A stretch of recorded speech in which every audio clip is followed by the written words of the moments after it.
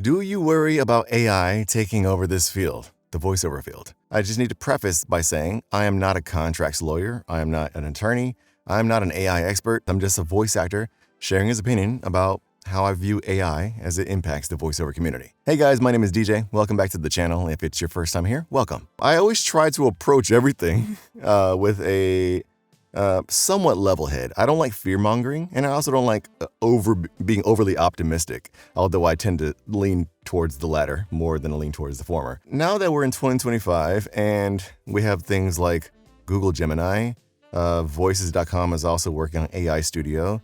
You have Fiverr Go, which just launched, 2 weeks ago, 3 weeks ago, that now allows sellers, creators to basically train their own voice model. There's a lot of things happening in the voiceover industry. Everybody's talking about AI, and I think that's where a lot of people's feelings lie is uncertainty about what this means for us as voice actors. Are these models going to be able to replace actors? A recent situation that happened, I don't want to call it a scandal. It was more like a happening, a whodunit. There's a soundboard website. I can't remember the name of it. I don't even want to drop the website. A voice actor found out that their voice was cloned on that soundboard, and they were a very high-profile character actor. And somebody had illegally, without her consent, cloned her voice. And so people would be able to go to the soundboard, download her voice clone, and have it say whatever they wanted it to say. Turns out she wasn't the only one. Many character and animation voice actors, and even some bigger names in other genres like commercial, trailer, and promo, have their voices on the soundboard. They don't need your permission to copy a voice. You can clone a voice right now. Just 2 seconds, you can Google search and have somebody's voice taken from a YouTube video and cloned and start using it to create content. It's a very dangerous game because it's not so much that they're doing without telling you. But I tried Fiverr Go when it came out because it piqued my interest and I want to be able to share knowledge with you guys.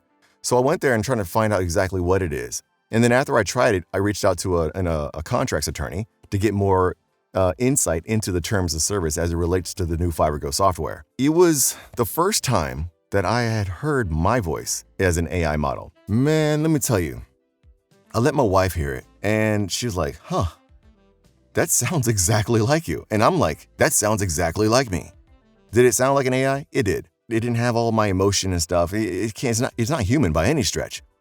But the very visceral response I had to hearing me say things that I'd never said was very jarring. So yeah, it does raise my eyebrows. However, and this is where I want to kind of bring it back to being level-headed and just wait and see. Hearing it, obviously, the technology can be developed more and more, and it is being developed more and more. It made me understand that while certain genres like e-learning, basic corporate narrations, medical narrations, YouTube videos, IVR, like the phone messages, these can be easily replaced. It has not been able to replace the actor. I was in a workshop today, and all of us gave different reads and different interpretations of those scripts. And I'm speaking about commercial here, but you can probably extrapolate out towards animation and video games. Any voice work that you do, if you are a true actor, it is coming from your life experiences. It's your point of view. Like Sanford Meisner says, acting is simply being absolutely truthful under the imaginary circumstances, right? And if you are being absolutely truthful to you, and we read the same script, our life experiences will have us interpret that script absolutely differently under that imaginary circumstance. And even the imaginary circumstance is different because the pre-life that I build in my mind of whatever I am, who I am, where I am, who I'm talking to, and all of these things, what smells, what sounds, it's going to be different for you and 10,000 other voice actors. So while you can clone my voice, or you can clone your voice, or they can clone her voice, and it sounds like us, it will probably never be able to recreate us unless you're really feeding it and training it, that model. And it develops and develops and develops. But just with a little snippet, I don't think that's even possible, man, because, and this isn't me just putting my head in the sand. It's like, honestly, if you think objectively about it, like I'm constantly learning new things. I'm constantly experiencing new things. My daughter and I, we build experiences together. I'm experiencing the world through her eyes and through my wife's eyes and through my friend's eyes. All of these things, unless you're updating your AI model every second of every day, it's never going to be able to encapsulate all of you. And that is what gives me, I don't want to say solace because it makes it sound very somber. That's what gives me confidence to say that while AI is going to be eroding certain parts of the industry, especially the parts that don't necessarily require acting, they just need a warm body and a voice. This is just motivation for you to really up your acting game. Because as long as you can fully understand yourself as an actor, you can continue to stay above or ahead of the advancements in AI.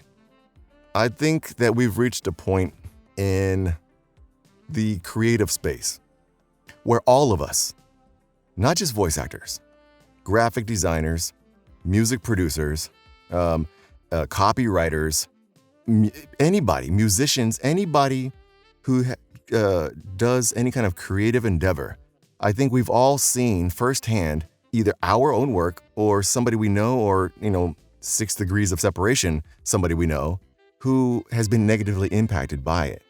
And I don't think any of us wish it upon ourselves.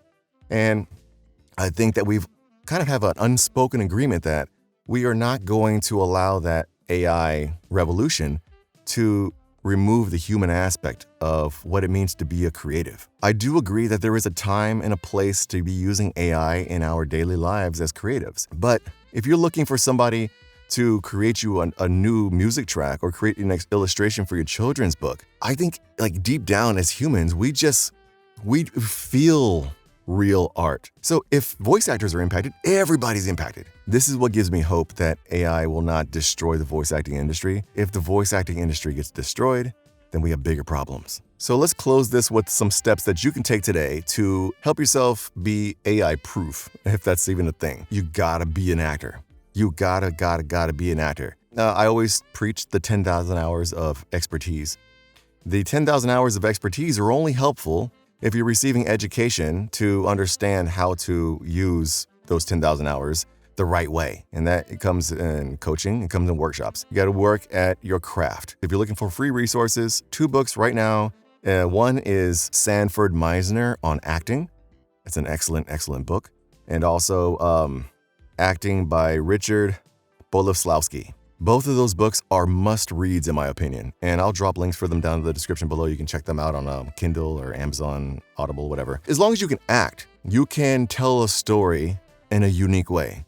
Tina Morasco, during the workshops this morning, she even said that she gets thousands of auditions sometimes for these huge spots, like these Super Bowl commercials. These Super Bowl commercials are getting like 2,000 auditions. Think about that. All of those people submitting auditions, reading the same script. Do you think they all sound the same? No, they sound different. So as long as you can tell your story authentically, remember, acting absolutely truthful under the imaginary circumstances, it will save you from any of this AI bullshit. I firmly believe that.